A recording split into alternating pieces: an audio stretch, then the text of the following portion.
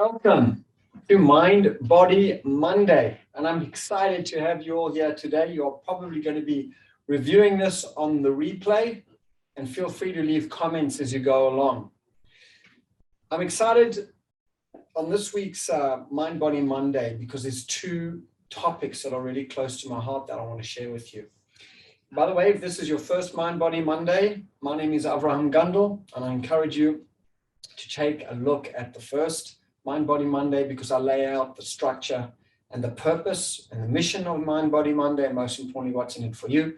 I've been in private practice for over 30 years as an osteopath and naturopath, founder and director for the Center for Integrated Medicine. So I invite you to learn along with me in this Mind Body Monday training. The first topic we're going to look at is my favorite breathing technique to calm the mind, relax the body, to advance healing and well-being. And the second is a food or diet nutritional concept, not really concept, but application that will really advance your health and well-being, increase your energy and your well-being, and decrease pain, inflammation, and prevent accelerated aging. This is very important in my practice. I'm always looking for leveraged strategies. Leveraged strategies where I can put in 20% effort and get 80% result. And this is one of them.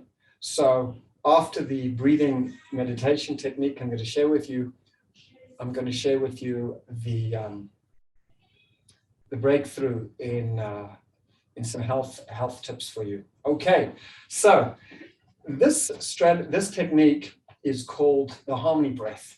The harmony breath is really the quickest way I know, one of the quickest ways I know, to calm the mind, relax the body, and get the mind and the body in sync to advance healing and well-being.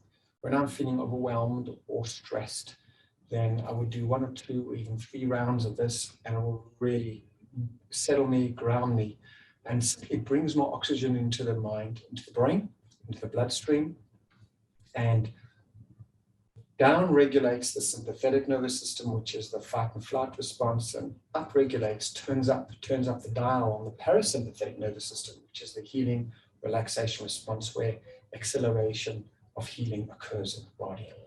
So I'm going to guide you. I'm going to first explain this technique. Then if you are not driving when you're watching this replay, then do it along with me. Otherwise, just press pause and come back and watch this when you can. So the breathing in 4s goes like this. The first stage is to breathe out through pursed lips. We do pursed lips to put a little bit of back pressure on the lungs, and that way it helps to balance the gaseous exchange in our lungs between carbon dioxide and oxygen. So once we empty the lungs completely, then we breathe in through the nose for the count of 4. And I'll count up to 4. Then you hold your breath for the count of 4. And that helps your body to absorb all the oxygen from your breath. Then you breathe out for the count of 4. And then you hold your breath for the count of 4. So I call this the harmony breath because that's the experience that I have with it. Some people call it box breathing because as you watch me with my hand, or you're listening, I'm drawing a square in the air. So you breathe out first to prepare for it. Then you breathe in for the count of 4, hold for the count of 4, breathe out for the count of 4, and then hold for the count of 4. And that is one cycle. Once you've done that one cycle, then you can do 2 or 3 if you want. Sometimes before bed or waking up in the morning, I do 3 or 4 of these cycles. This sets me up all for a deep sleep, restorative sleep, or gets me focused and energized in the morning. It's quite wonderful and flexible in that way. So let's have one practice round. So sitting up in your chair, and for those of you who can't manage 4, breathing in for 4 or breathing out for 4, do what's comfortable. Don't strain yourself in any way, and just treat this as an experiment. And as you improve, your lung capacity will improve, and everything about your focus and well-being will improve. By the way, when you first start doing this, don't do it when you're standing up. Do it when you're sitting in a stable position. Not recommended if you're driving at all, because as more oxygen comes into your brain, you may feel a little bit lightheaded or a little bit dizzy, and this is totally normal and totally okay. So if you're sitting down, then you'll just be more confident and comfortable in that position. Okay, so let's begin together. So breathing out.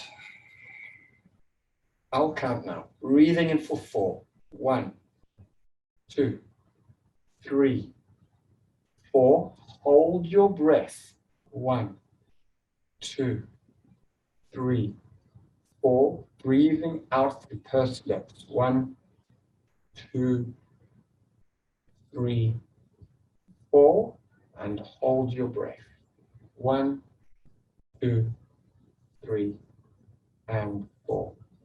Just breathe normally now. Let's get a sense. Did you manage that? How was it for you? Did you feel lightheaded? Was 4 too long? Too short? Was my counting right for you? Let's do another round. We're going to do 2 rounds this time. I'm going to be counting and directing you through it as we go along. So in your own time, breathing out. Now breathing in for 4. 1, 2, 3, 4. Hold your breath, but drop your shoulders down. 2, 3, 4. Breathing out through pursed lips. 1, 2, 3. Squeezing all the air out. 4. Hold your breath. 1, 2, 3, 4. And breathing in. One more round. Breathing in for 4. 1, 2, 3, 4. Hold your breath. Drop your shoulders. 1, 2, 3, 4. Last round. Breathing out. You pursed lips. 1, 2, 3, 4. Hold your breath now. 1, 2, 3, 4. Breathe normally. Well done. Well done. I'm curious. What did you notice? Were you lightheaded at all? Was 4 too easy? Was the in-breath easier than the out-breath? Just curious what you noticed.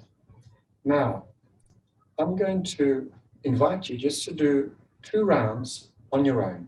I'm going to be joining you. I'm not going to be counting. You'll count silently in your head.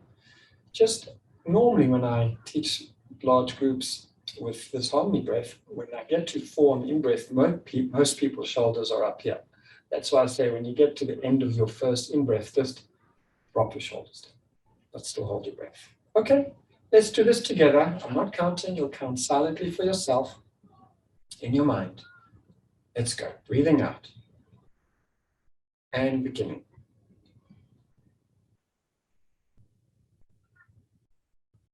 Hold. Breathing out.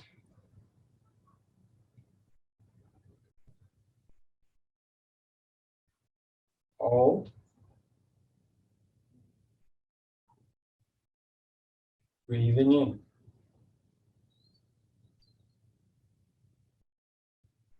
Hold.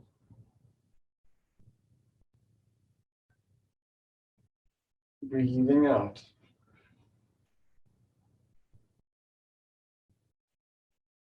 Squeeze the air out. Hold. And breathe normally. Open your eyes if you haven't already. And just notice what you feel in your body, in your mind. Has something shifted? Just yesterday, I got a call from a patient of mine who I'm working with, suffering from panic attacks. And they reached out to me in the car because traveling in cars triggers some panic attack for various reasons. And I guided them through this process with an additional tweak that I hope to share with you next Mind Body Monday. But even this alone, we did this for 10 minutes, breathing in for 4s, guiding this person through the 4s. At the end of the 10 minutes, the panic attack moved from 3.5, 4 out of 5 intensity down to a 1. So this is very powerful medicine because it moves more oxygen into the brain, settles down the sympathetic fight and flight response, upregulates the parasympathetic nervous system, which is the healing in the body, and you're able to get your calm and composure back. And I've listed here some additional benefits from this harmony breath. So it helps you to sleep when you are having insomnia. I mentioned it helps with panic and stress or feeling overwhelmed. Helps to control hyperventilation as the lungs enter into rhythmic breathing pattern. Helps you refocus if you're having a busy or stressful day, and eases panic and worry. So I invite you to play with the harmony breathing through the week, and I'll be curious to hear how you get along. Wonderful. So if you haven't already, take a nice sip of water. We're going to now segue into a whole different area, and I'm going to keep this very complex and broad and deep topic very, very simple with some key practical take home. So the 80-20 strategy here, that one of the biggest causes of inflammation in the body, and inflammation means advanced, accelerated old age, pain, disease, inflammation, across the board, every system in the body breaking down prematurely is a result of uncontrolled inflammation. And one of the biggest causes is bad quality, poor quality, rancid fats and oils. This is a very important subject, and I've been studying it for many, many years, as it's a key point in helping people to reverse illness, disease, etc., in inflammation. And I particularly focus on it. Anyone who has pain or inflammation, autoimmune disease, cancers, cardiovascular, diabetes issues, it's so important to get the oils right. And in this Monday, Mind Body Monday, I know in the world over, tonight begins the Festival of Lights, the Festival of Hanukkah. And I don't want to put a damp on anyone's spirits, but I want to just shine a light onto the benefits of how to use oils in a good, wholesome way as well. So it's two main families of omega-3s, of omegas, really. There's the omega-3 and the omega-6. I'm sure some of you have heard, most of you have heard of omega-3, as in fish oil, let's say, omega-6. And essentially, the omega-3s are healing oils. They are anti-inflammatory. And essentially, the omega-6s are pro-inflammatory. And I'm speaking in general terms, because in general, it's true, but specifically, it may play out slightly differently. And in our diet of yesteryear, there was a much higher ratio of omega-3 to omega-6, which is good. But because of the influx of processed oils, processed foods, fast foods, and convenience foods, the ratio has shifted to a very unhealthy balance of omega-6, much, much higher than an omega-3. And this has resulted in tremendous upsurge of inflammatory conditions in the body. And a quick way to address that is to address the ratio between the omega-3 and the omega-6. Now, before I dive into that, let's just have a look at what are these oils. Firstly,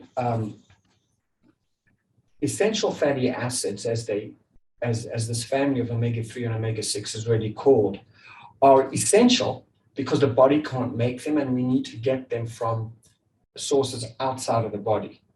They are called fatty because they are fat molecules, and they're called acids because they have an acid attached in chemical terms to the fat molecule. That's just a technical thing. Now, what's interesting here is that these essential fatty acids are very, very important for our health.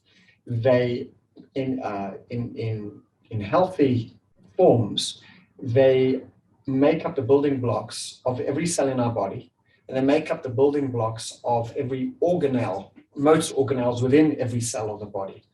So the nucleus material inside our cell has to be protected by a cell wall, and that cell wall is a lipid barrier, and that lipid is a fat barrier, and that is made up from healthy fats that we're going to eat. So if a person is having the wrong ratio or wrong oils, deep fried oils or rancid oils, and we're going to get into that shortly, then the cell membrane is in jeopardy. And that means not only will the cell suffer, but every cell in the body will suffer, and also can damage genetic material. And that's where autoimmune diseases or cancers can begin to take foothold, greater foothold in the body. So it's so important to keep that membrane strong and healthy, which keeps everything else about the body strong and healthy. So what are good sources of omega-3? So most people generally know about omega-3 fatty acids through fish oil, and that's true. Through fish like salmon and mackerel and herring and trout, sardines, and anchovies and tuna. These are all good sources of omega-3. However, I have a lot of patients that say, look, they don't want the fish oils. There's a discussion about heavy metal toxicity, mercury, etc. It's farm raised with, that has a whole other level of complication. So the vegetarian vegan population likes to use, if they do, a omega-3 derived from sea, algae, hemp seeds, chia seeds, flax seeds, walnuts, and also edamame are good sources of omega-3s. Now, the omega-3s are in general very, very healthy, and it's important to include them in your diet. However, if a person is taking omega-3s from a plant-derived source, it's important to know something very important, that the body must convert those plant-derived omega-3s into a form that the body can actually utilize. And that requires a specific enzyme, and that requires a number of vitamins and minerals for that enzyme conversion to happen. So what that means is some people don't have that enzyme. Some people don't have that enzyme working efficiently, and some people don't have those micronutrients in the ratios needed to make that conversion. So even when the body does do it properly, there is a very small percentage that's actually converted across. So that means you'd have to have a lot more of the vegan, vegetarian forms of omega-3, as I mentioned, the seaweed forms, the algae, the chia, the hemp, the flax seeds, walnuts, and edamame, to compensate for the poor conversion happening. It will still happen, but for those people who can do it. Personally, in my practice, if patients don't have an issue with taking omega-3 from fish, I source for them a high quality, heavy metal free omega-3 form of fish oil, where the DHA and EPA ratios are very high, and the body can use that very well, incorporate it for energy sources, for cell repair, cell healing, and that's my first go-to. But working with a broad population over the last 30 years, it's important to have different options and to explain to patients how they can get all the benefits and just compensate for quantities or making sure they have the nutrients for that enzyme to work. Okay, so let's talk a little, that was omega-3. Let's talk about omega-6s for a moment. So omega-6s in general are far too high in a Western diet. So any fast food, processed food will always have these omega-6s in it to a higher amounts. And these typical sources are soya beans, soya oil, corn oil, safflower or sunflower oil, and nuts and seeds also have omega-6s in them as well. However, the challenge with omega-6s is in a lot of the convenient cooking oils, like canola oil, which I'll get to shortly, are higher in omega-6 but have been processed and treated in order to extend their shelf life for convenience. And at the same time, they don't contribute to, not only do they don't contribute to health and healing in the body, they actually can cause inflammation, and you'll see why now. I mentioned to you essential fatty acids are basically a chemical bond with a fat and an acid, and these bonds in the these what's called polyunsaturated fats. I don't want to get too technical with you, but these are very weak bonds. What that means is if the oil is exposed to light, heat, and oxygen, then they become rancid very quickly. So light, heat, and oxygen causes these omega-3s and omega-6s particularly to become rancid. Hence, they're processed at a factory level to extend their shelf life, which makes them very, very unhealthy for consumption. So let me give you an example of what I'm talking about. Actually, just before I got onto the Mind Body Monday, we didn't have any canola oil in our house. So I went over to a neighbor to borrow their canola oil. Now this says in Hebrew canola, shemen canola, which is canola oil, and it says muzukach. And this is what you need to look for. And in English or Hebrew, it means purified, which sounds all nice. You know, you want purified, pure oil. But this is not what you want to be imbibing on a regular basis at all. This oil has a very, very long shelf life. I can't see the expiration date here. But the key piece is that you want to avoid this oil. It's in a light bottle, a transparent bottle, so it means light will damage the oil further. And it's been processed. So this is not what you want to be having in your diet at all, because it's very, very high in what's called free radicals. Free radicals damage the cell wall and damage DNA in the body, which can cause disease. So it's very important to have pure, to have cold pressed oils, and this is already segueing into part of a solution, is you want to be looking for cold pressed oils. And I'll give you an example of a cold pressed oil that we use in our home. This is an olive oil, and it says this is cold pressed, and in Hebrew it says kfisha kara, which means cold pressed. That's what you want, and you want to get an expiration date as far off as possible, which means it's relatively recently pressed. That's what you want. You'll also notice this bottle is a dark bottle and a glass bottle. So this is protected from light, and you want to keep it in a cool place. It's protected from heat. And you want to keep the lid on, so it's less oxygen going on in here. So this is what you want to be having, more of a cold pressed oil. By the way, if you want to use a spray on your food or on your pastries or in a wok even, then you can get a spray form of a cold pressed olive oil. So this, you just take this lid off, and this is closed. Oops, there you go. Just take this lid off. You spray this in your pan, and then you've got some low. You've got a cold pressed oil, and I'm going to discuss with you shortly how to use this consciously. By the way, just as a way of comparison, this is oil specifically for the purpose of lighting candles for sacramental use. And it says on here not to be consumed. It's not for consumption. Now, these oils are even more processed and more refined than these oils. I'm holding up the canola oil. The canola oil is highly refined, but not as highly refined as this, because this candle oil is not made for consumption, and it's actually positively dangerous to use in one's diet.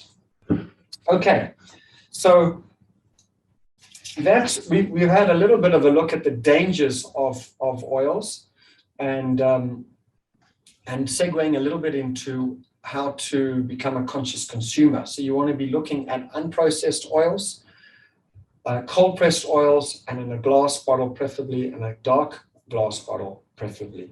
So I just want to go back to this concept of the ratios. Even though with the standard Western diet, the ratio of the omega-6 has gone very, very high, and that omega-6 causes a lot of inflammation in the body and actively encourages disease processes like cardiovascular diseases, diabetes, cancers, autoimmune diseases, thyroid conditions. So if any of you are suffering from any pain or inflammation in your body, you really encouraged, and I'll mention this to my patient, to really reduce, eliminate best any refined and processed oils. And really it takes a discerning shopper, because one really has to look at everything, even mayonnaise, there's cottonseed oil there, or canola oil in there, and these are all highly refined oils. So again, if one's exposed to them, very seldom, that's not the issue. But if it's a day in, day out process over months and years, this is where it could begin to erode the vitality and health of the body, because it breaks down the integrity of the cell wall. And when that happens, then the body is exposed to disease states. So a healthy ratio, you want to be looking for at least 4 times omega-3 to 1 time omega-6. What this means is, if you are having any omega-6s in your diet, and I mentioned that is really through the refined oils like canola oil or cottonseed oil or soy oil, which really should be avoided limited as much as possible, then compensate with healthier oils, either the omega-3 from fish oils or the vegetarian vegan equivalent from hemp seeds or flax seeds or chia seeds, etc. And we want at least 4 times that amount against the omega-6s. Now, just parenthetically, I open up with saying, in general, omega-3s are anti-inflammatory, and in general, omega-6s are pro-inflammatory. And that's whole true. However, I read an interesting research article in PubMed, which the researchers looked at various health conditions. They looked at cardiovascular disease, breast cancer, and colorectal cancer. And with these patients, they fed them diets with different ratios. So it's not so easy to say, a 4-to-1 ratio of omega-3 to omega-6 is the way to go, because I found different diseases healed and responded to different ratios. But in general, if you're going to look to increase omega-3 and reduce omega-6, you will be better off in general. And obviously read labels to avoid having too much processed oils at all. So let's just look at some,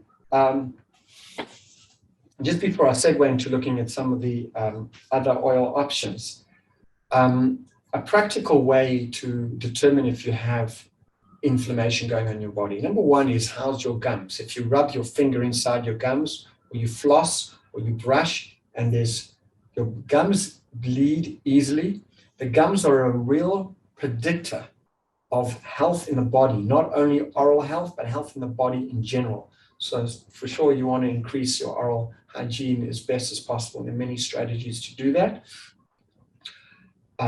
But it's important to recognize if there's inflammation, your gums bleed easily, that's a sign of inflammation in the body.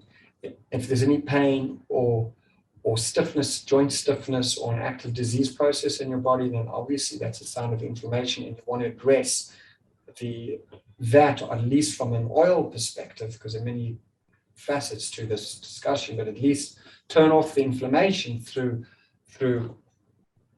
not having any of this in your diet at all. Canola oil or soybean oil or any of the sunflower oils that are processed, that is cold pressed oils, is the way to go. Another quick way to check what your inflammatory situation is like in your body is to have a blood test. So I send my patients off for an ESR or a CRP, as when I do a battery of inflammatory, these are just 2 of many to check. And these are predictive of inflammatory processes inside the body. And your healthcare provider will be able to guide you in that way in terms of how to interpret the results. So a lot of patients say to me, so listen, Avraham, what do we do about making, chips and fried foods and deep fried foods, and what are baked cakes worth and all that? So I wish I had an easy, quick answer, but if they're really ill, then I do have an easy answer.